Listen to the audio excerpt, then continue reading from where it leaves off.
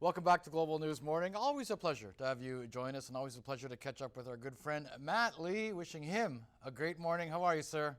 I'm great. How are you? Very well. Good. We've been talking about, we've talked in the past about building from the ground up, purchasing a Yeah. plot of land, maybe putting in a well, building your own home from the ground up to your Mm. specifications, working with an architect and engineer. But for a year there, during the pandemic, materials were through the roof. Prices are coming down now.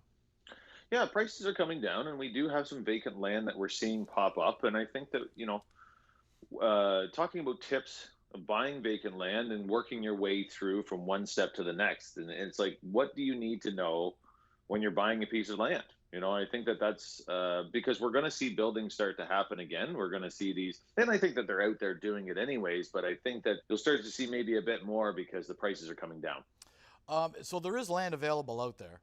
Yeah, absolutely. So, what I always say to clients when we're starting to look at land is we want to talk to the township. We want to talk to the township about um, the building envelope. Is there any wetlands on the property? Because even though there'll be certain parts that are dry, we're getting almost close to August, right? So a lot of land is going to be dry, but when they're looking at surveying this land from kind of the overview, they might say, okay, well this area is conservation, so you can't build within X amount of feet of this. Mm. So you want to know what the building envelope is on the property. Are you buying a 2 acre parcel or are you buying a 10 acre parcel? And when you're looking at these, you want to know uh, how far back do I need my setbacks and where can I build on the property? And I think that's a key thing. And once you find a listing that you're interested in, there's Google Maps, there's Street View if it is available for that area. You can Yeah. actually see it. And go walk the property, and basically the two things that you want to do is walk the property and also talk to the township that you're dealing with. And that's a big one, really, because they're the ones that have the maps that you're dealing with, and you want to make sure that that envelope that they're going to satisfy that. Uh, because not only do you have a spot where you want to build a house, but you got to have the setbacks for building a septic. So you have a whole tile bed, you have a tank, and then you have a tile bed, and you want to make sure those setbacks are within reason as well. So And working with an architect, an engineer to design to your specifications. yeah, you're going to get into building plans with the contractor, and they're going to bring in different people to kind of put that package together.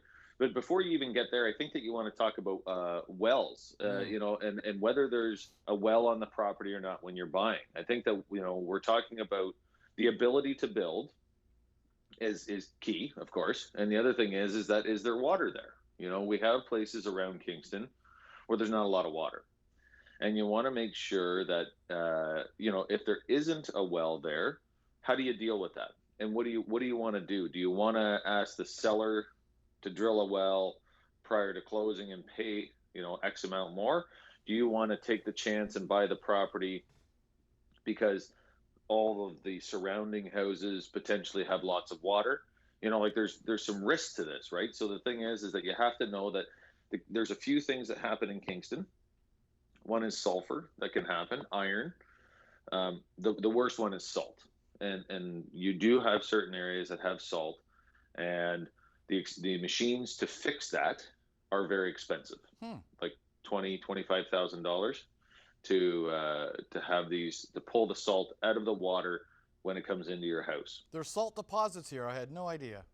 Yeah, so we have that, and I mean we're on limestone. I mean, like basically this is going to happen, and it's going to be pockets. And what happens is if you don't actually remove that salt, it will corrode the joints and it will corrode any part that it kind of is running through. So any moving parts, it will cause corrosion. And so that causes mechanic replacement issues down the road. So it's going to cost you a bit of money. So you want to talk about those different situations before you even get to the design of the house. You want to know, because if you're buying waterfront, you start to get into, okay, 100 feet back from the high water mark. Like Lake Ontario is 4 feet low this year. So it's like, where is the high water mark? And then you have to go to the conservation authority or whoever is the governing body of that water system, and you say, where's your line? And they say, okay, well, line's here, and we're going to move you back 100 feet from here. And you want to make sure that that envelope is enough room between you and the road to build. A lot to consider, but in the end, Yeah. if you can afford it and you have the time, well Yeah. worth it. Well, you get what you want. So, like, I mean, you are going to pay a bit of a premium to get exactly what you want. It's going to be brand new. It's likely going to have warranty, but it's going to take a little bit to get there. You just got to know how to do it. And if you have any questions, ask Mr. Matt Lee. Sounds great. Okay, thank you so much. Take care. Take care. Real Estate Tips, brought to you by Matt Lee of Royal LePage.